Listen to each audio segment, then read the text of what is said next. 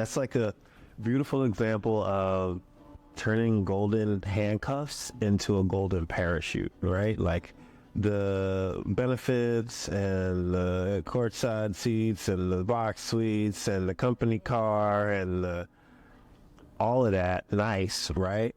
But because you had that one negative experience, you started to reinvest the gold that was in those handcuffs into stabilizing yourself with these structures in the properties and real estate investing that will be able to support you and be the parachute to catch you when that unforeseen, jettison from from the ship happened. And you took it in stride and really